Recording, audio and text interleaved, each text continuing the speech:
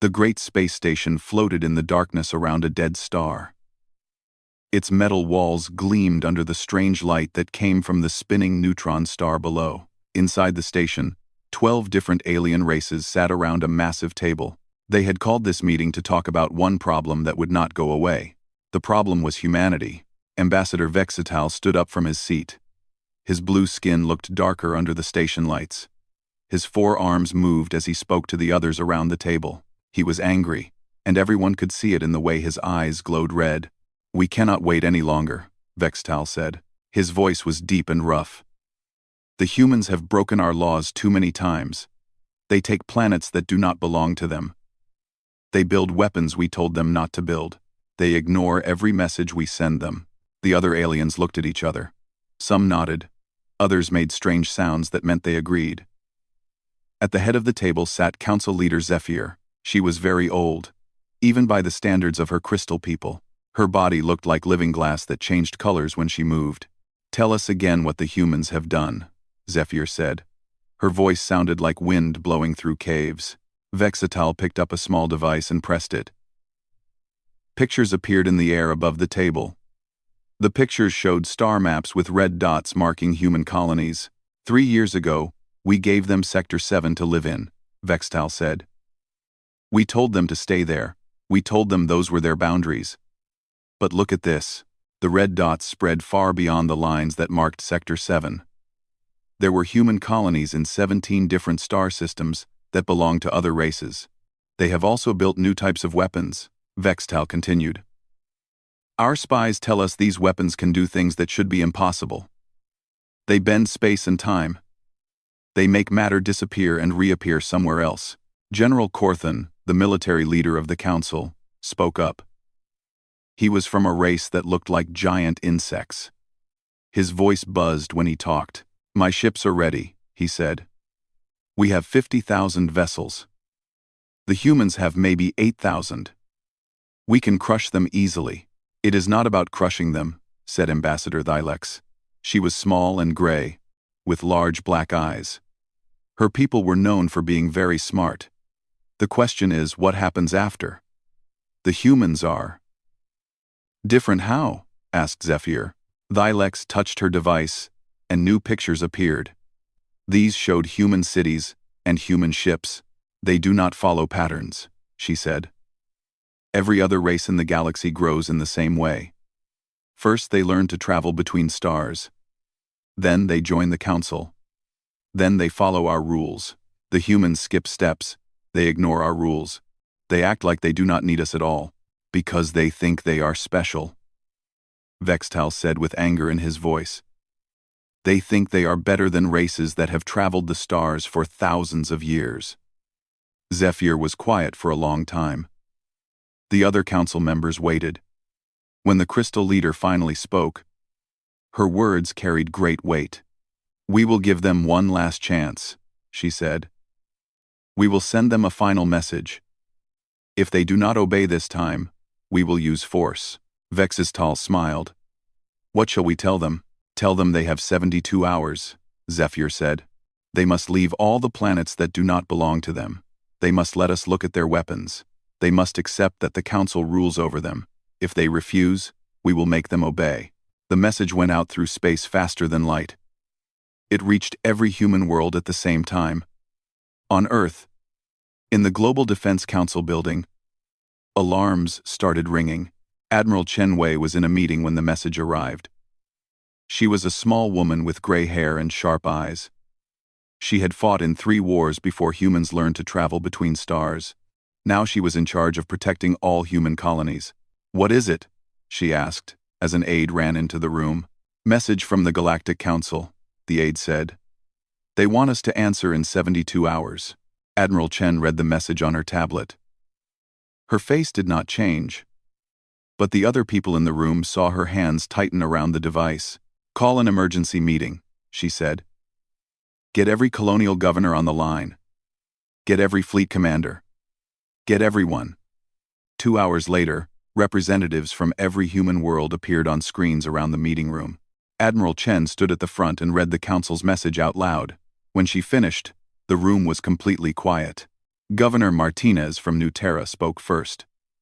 They want us to give up 17 colonies. Millions of people live on those worlds now. And they want to look at our weapons, said Fleet Commander Rodriguez. If they see what we have built, they will know how to fight us.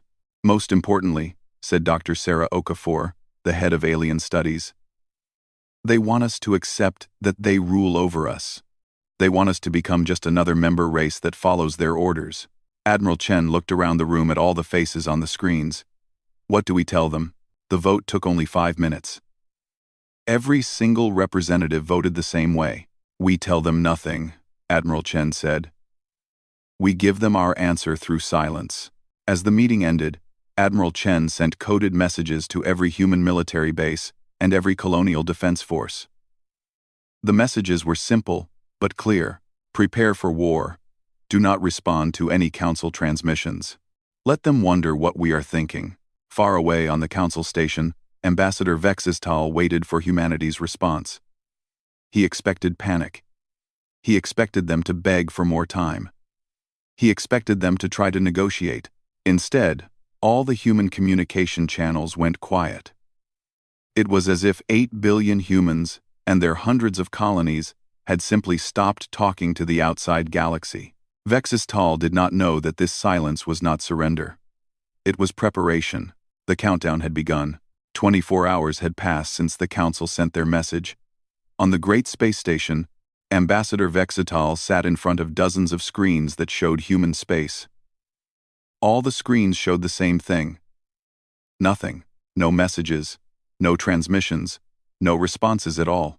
This makes no sense, Vexistal said to his aide, a young alien with green skin and too many eyes. Every race responds to our ultimatums. They beg for mercy. They ask for more time. They offer to negotiate, but the humans say nothing. Intelligence Coordinator Thylex walked into the room. Her small gray form moved quickly between the screens. I have been watching human communications, she said. Something strange is happening. What do you mean? Vexistal asked. Thylex pressed buttons on a control panel. New images appeared on the screens. Their civilian channels are normal.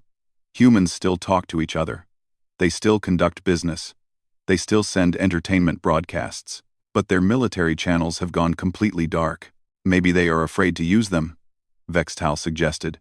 No, Thylex said. I think they are using different channels. Channels we cannot detect.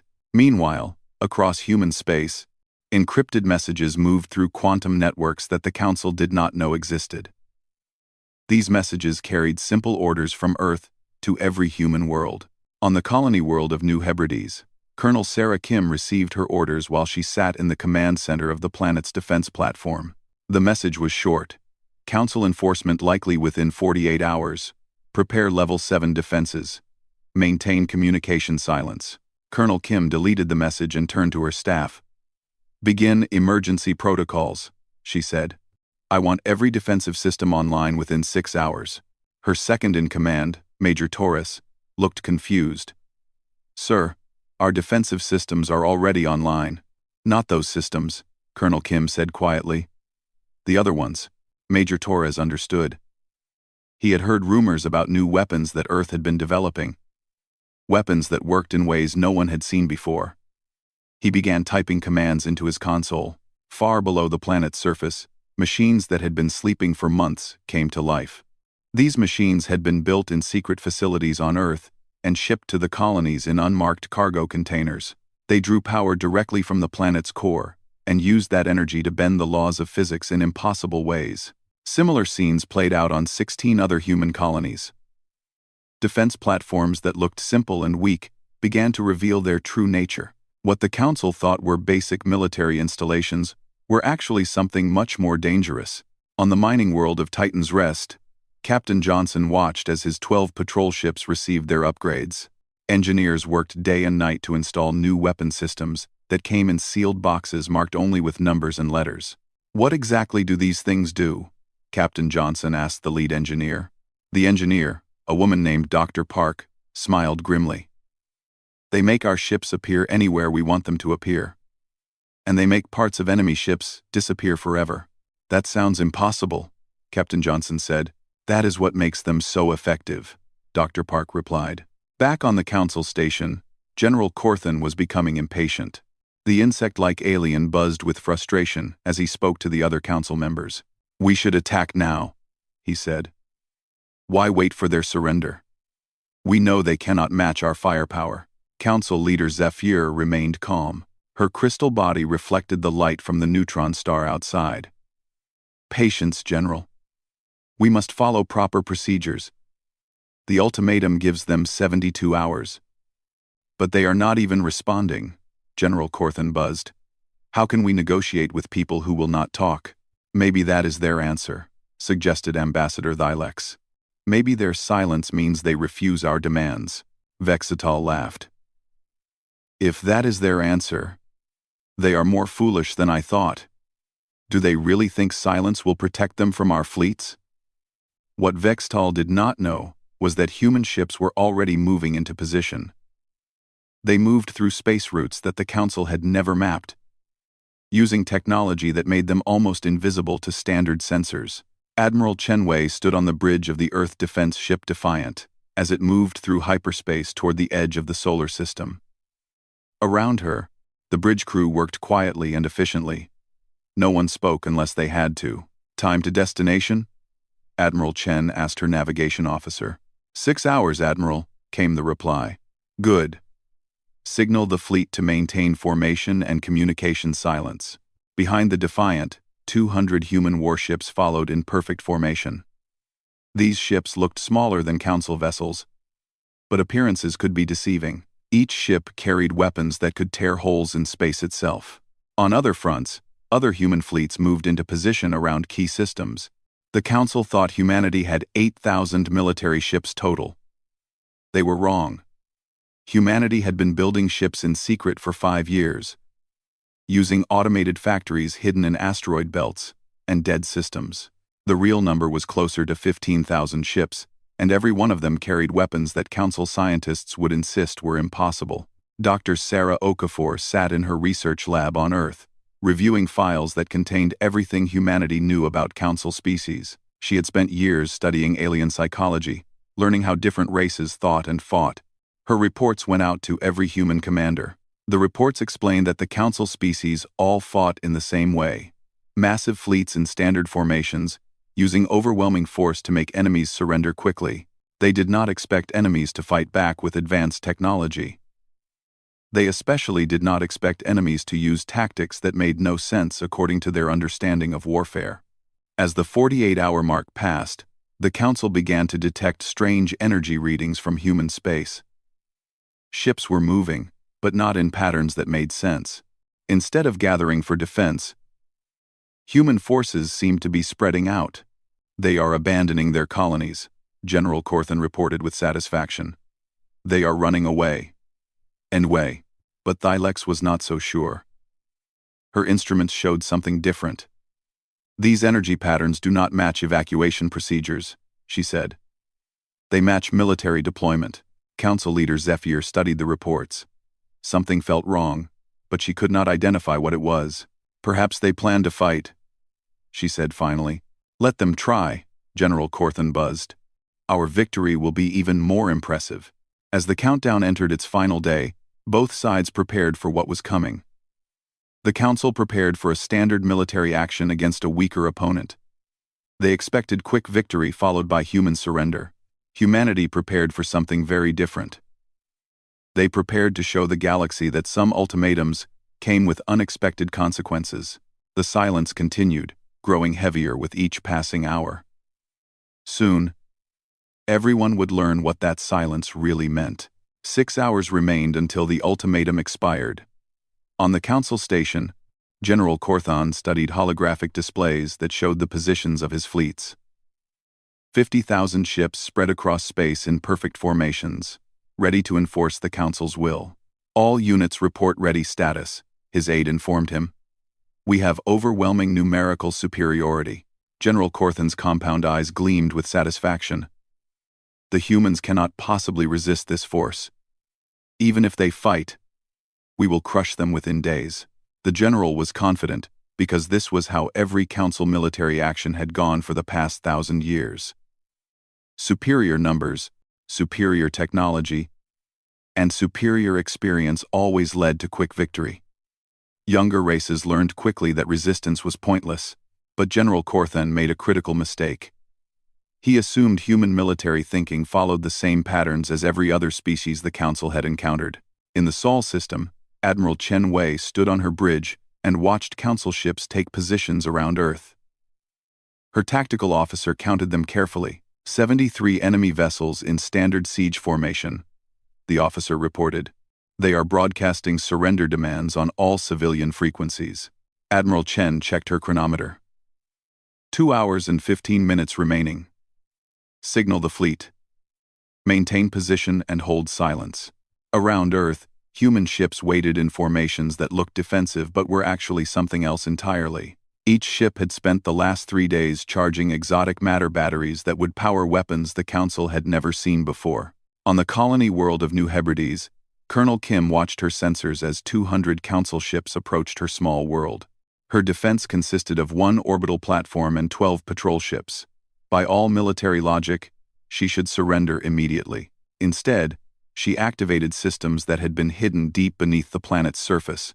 Gravitational field generators online, her engineering officer reported. Quantum displacement arrays charged and ready. Temporal anchor points established, added her science officer. We are ready for Level 7 defensive protocols. Colonel Kim nodded. Level 7 was humanity's most carefully guarded secret. It was technology that worked by changing the fundamental rules of how matter and energy behaved in local space. Meanwhile, Council Intelligence Coordinator Thylex was beginning to worry. Her instruments detected massive energy buildups throughout human space, but the patterns made no sense. The humans are activating something, she reported to the Council leadership. Power output from their colonies has increased by 300% in the last 6 hours. Probably their industrial facilities working overtime to produce surrender documents, Ambassador Vextal said with a laugh. But Thylex was not convinced. The energy patterns are not consistent with industrial activity. They match our profiles for exotic matter manipulation. Council leader Zephyr's crystal form shifted to a darker color. Exotic matter manipulation? That technology is beyond most species. According to our knowledge, yes, Thylex agreed. But human development has never followed standard patterns. General Corthan dismissed their concerns. Even if they have new weapons, they cannot match our numbers. 50,000 ships against 8,000 is impossible odds to overcome. What the general did not know was that humanity's 8,000 visible ships were supported by another 7,000 vessels that remained hidden, using stealth technology the Council could not detect. More importantly, human military doctrine was based on a simple principle. If you cannot match your enemy's numbers, you must make numbers irrelevant. Dr. Sarah Okafor's psychological profiles had identified a crucial weakness in Council military thinking. Every Council species had developed their technology gradually over thousands of years. They understood how their weapons worked and what their limitations were. Humans had developed their technology differently. They had started with theoretical physics that most aliens considered impossible, then built weapons based on those theories. The result was military equipment that violated the Council's understanding of what was physically possible. As the final hour approached, Council forces moved into attack positions around 17 different human colonies. The plan was simple. Demonstrate overwhelming force, accept surrender, then occupy the colonies until humanity agreed to Council terms. Admiral Chen Wei received final reports from all human commanders. Every ship was in position. Every weapon system was charged and ready. Every exotic matter battery showed full power. 1 minute to deadline expiration, her communications officer announced. On the Council station, Ambassador Vextel watched his countdown timer. 30 seconds, until the humans must surrender or face the consequences. The seconds ticked by. 10, 5, 4, 3, 2, 1. The ultimatum officially expired. General Corthan opened a communication channel to all Council forces. This is command. The ultimatum has expired. Begin enforcement operations. Minimal force only, we want surrender, not destruction. The first Council attack began at New Hebrides. 200 Council ships advanced on Colonel Kim's small defense force. Their weapons powered up, ready to disable the human ships and force immediate surrender. Colonel Kim watched the approaching fleet on her tactical display. Range to optimal intercept? 30,000 kilometers in closing. Her tactical officer replied. All ships report ready for Level 7 engagement. Her communications officer added.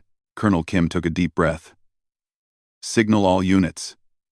Execute Level 7 defensive protocols. Show them what happens when they threaten human colonies. What happened next would change everything the Council thought they knew about warfare. The human defense platform did not try to run or hide. Instead, it powered up weapons that twisted local space-time into impossible configurations. Gravity fields reversed and amplified, turning the momentum of approaching Council ships against themselves. The 12 human patrol ships revealed their true nature.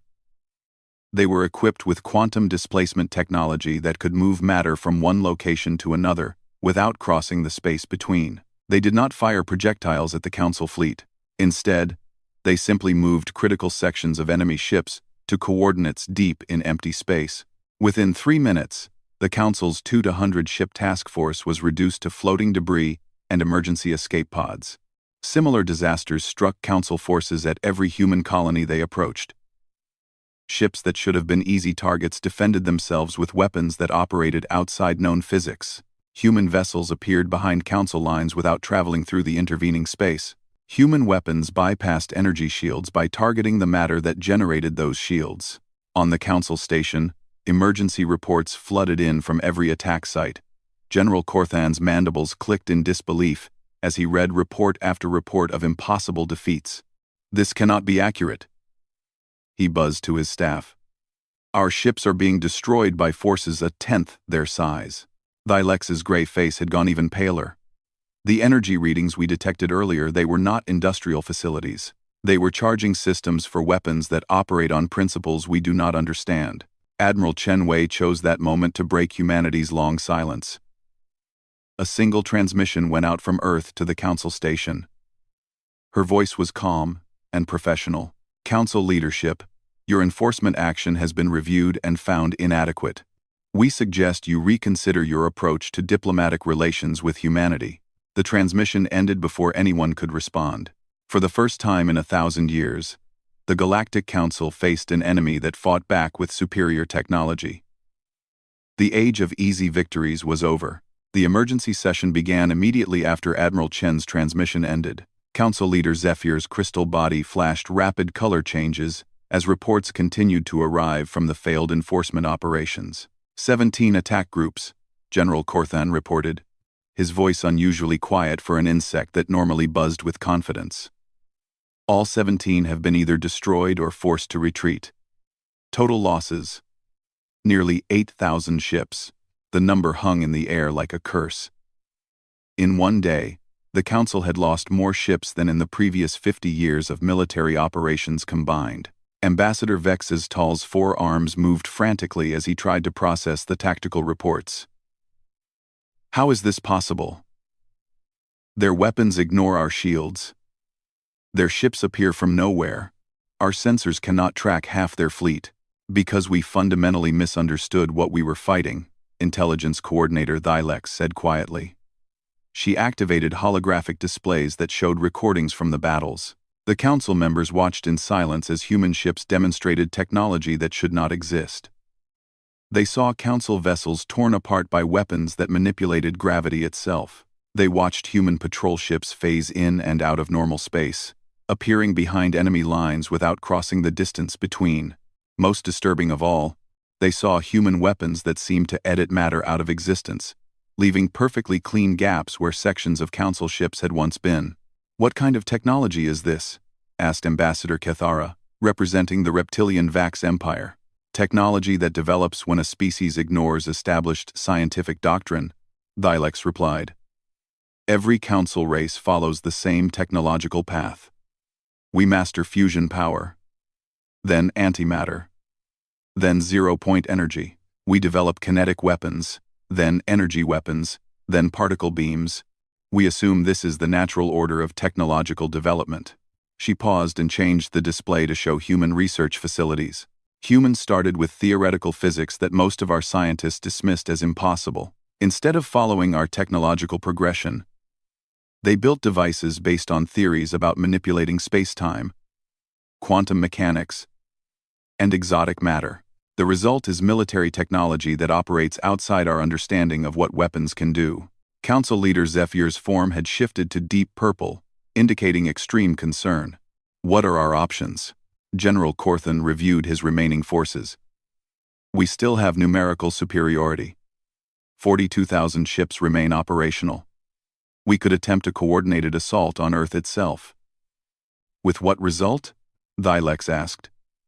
Our intelligence now suggests that human ships appearing in our sensor networks represent less than half their actual fleet. Their stealth technology makes accurate counting impossible.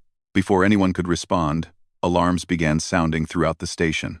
The tactical officer's report came through the communication system with obvious panic in his voice. Council Station Command, this is Perimeter Watch 7.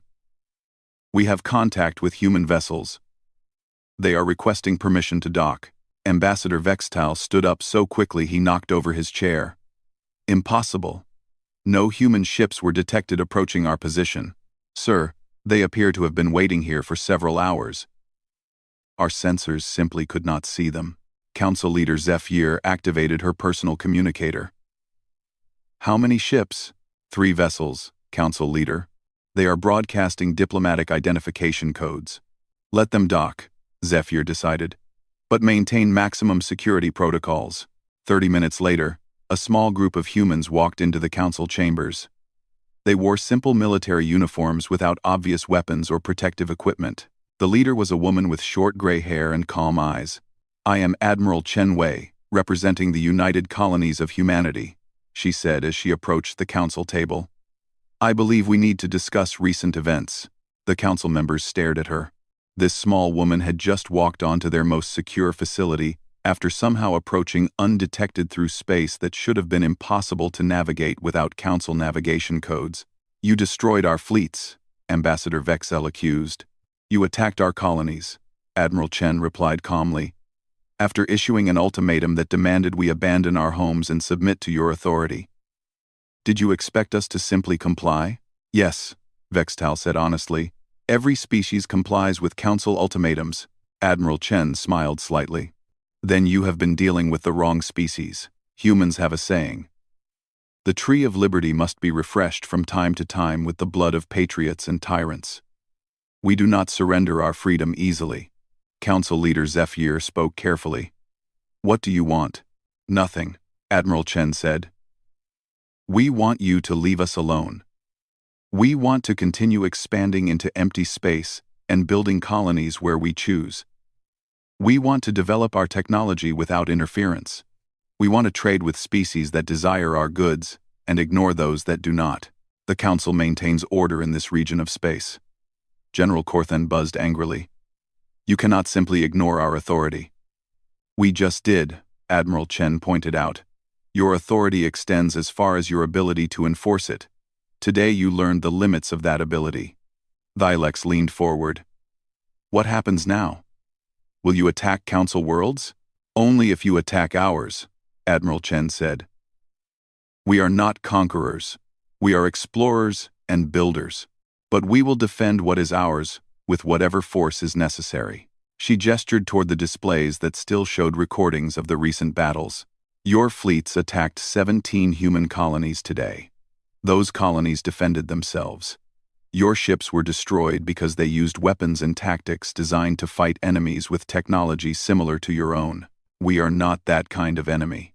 Ambassador Vexistal's voice carried desperation. What kind of enemy are you? Why? Admiral Chen's expression remained calm, but her words carried weight that made the air itself seem heavier. We are the kind that builds weapons you cannot understand, deploys fleets you cannot detect, and wages war according to principles your military doctrine never considered.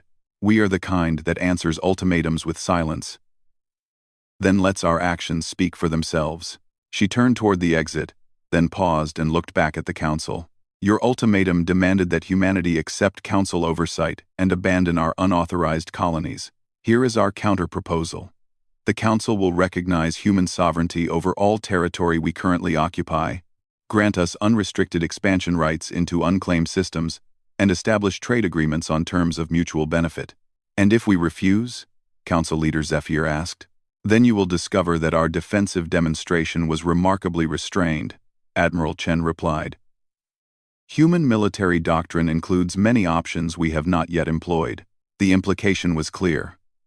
What the Council had experienced was humanity holding back. Admiral Chen left with her escort, walking calmly through corridors filled with aliens who now looked at humans with something approaching fear.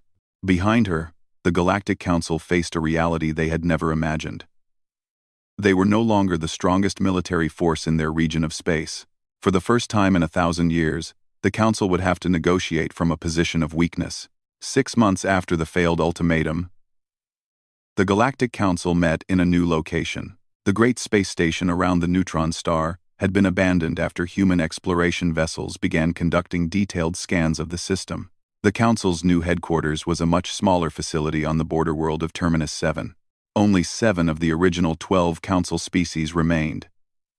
The hegemony had withdrawn completely after their military suffered the worst losses during the enforcement action. The Vax Empire was fighting a civil war that started when their population learned about the military disaster. 2 smaller species had simply stopped attending council meetings. Ambassador Vexital, now holding the reduced title of Junior Diplomatic Attaché, read the latest reports to the remaining council members. His voice lacked the confidence it had once carried. Human expansion continues at an accelerated pace, he reported. They now control 437 star systems. Their merchant fleet operates trade routes that extend beyond our previous sphere of influence. The numbers were staggering. In 6 months, humanity had expanded more than most species achieved in centuries. Their ships traveled through space using routes that council navigators insisted were impossible to calculate, reaching distant systems faster than council vessels could follow. What about their military strength? Asked General Corthan. The insect commander had been demoted after the disaster, but remained the council's senior military advisor. Unknown, Vextal admitted. Our intelligence operatives cannot penetrate human space. Their stealth technology makes ship counting impossible. Conservative estimates suggest they now operate more than 20,000 vessels. The truth was that no one knew humanity's real military strength. Human ships appeared when needed, then vanished back into whatever dimensional space they used for concealment. Council sensors had been upgraded 3 times, but still could not reliably detect human vessels. Perhaps we should accept their terms, suggested Ambassador Thylex. Her gray skin had grown paler over the past months, as intelligence reports continued to paint an increasingly grim picture of the Council's strategic position. Council Leader Zephyr's crystal body reflected the dim light of the meeting room. What terms? The proposal Admiral Chen made during her visit, Thylex said. Recognition of human sovereignty, unrestricted expansion rights, and mutual trade agreements. That would mean admitting they are not subject to Council authority. Vextal protested. They already proved they are not subject to Council authority, Thylex replied. The question is whether we acknowledge reality or continue pretending we can control them. General Corthan's mandibles clicked nervously. If we grant humans special status, other species will demand the same treatment. The Council system could collapse entirely. The Council system already collapsed, Thylex said bluntly. We lost military supremacy. 3 member species have left. 2 others are in civil wars caused by our failures. We now govern 7 species where we once ruled 12. The meeting continued for hours, but reached no conclusions. The Council faced an impossible choice: maintain their principles and remain irrelevant, or adapt to new realities and survive in diminished form. Meanwhile, in a small observation post orbiting the neutron star where the Council had once held power, Technician First Class Maria Santos sat at a monitoring station with a cup of coffee and a data pad.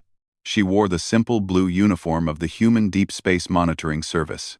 Her job was to keep track of galactic communications, traffic, and file reports about political developments. It was quiet work, which suited her perfectly. On her screens, She could see the communication patterns that connected what remained of the Council's authority. The network had shrunk dramatically. Whole regions of space that once reported to Council authorities now operated independently or had established direct relationships with human colonies. Maria's reports went to the Colonial Administration Office on Earth, where bureaucrats filed them alongside thousands of similar documents from across human space. The reports were thorough but rarely urgent. The Council's activities had become a minor concern for human leadership. Her personal log entry for that day was typical of her style. Council communications down 15% from last week. 3 more species have established independent trade agreements with human merchants. Recommend continuing current policy of polite disinterest in Council internal politics. Maria finished her coffee and began reading a technical manual about improvements to the monitoring station's quantum communication array. The technology allowed instant communication across galactic distances, giving humanity coordination capabilities that other species could not match. A message from the nearby human colony of New Kepler interrupted her reading. The message was routine. A cargo ship would arrive next week with supplies and personnel rotation.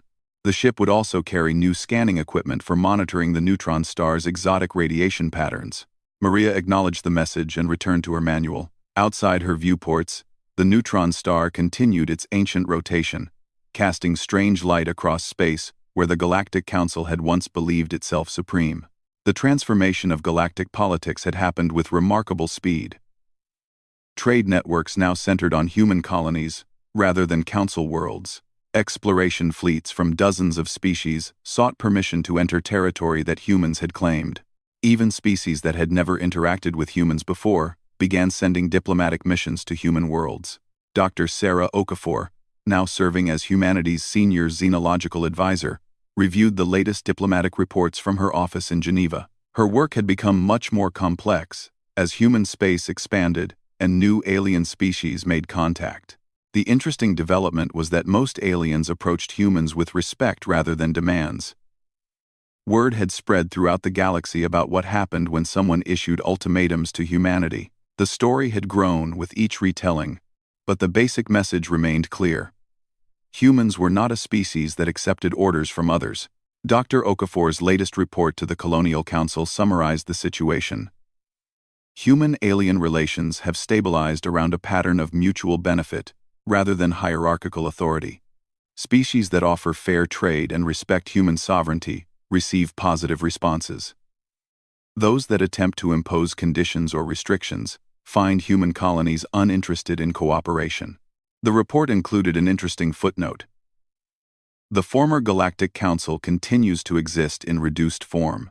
Their influence now extends primarily to species that lack the technology or resources to operate independently.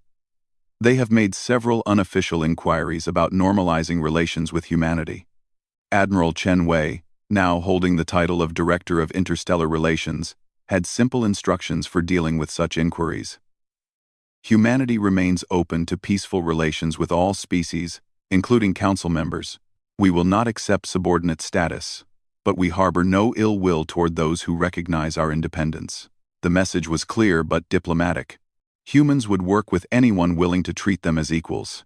As Maria Santos finished her shift and prepared to rest, she looked out at the stars that surrounded the neutron star. Those stars now lit systems where humanity had established colonies, research stations, and trading posts.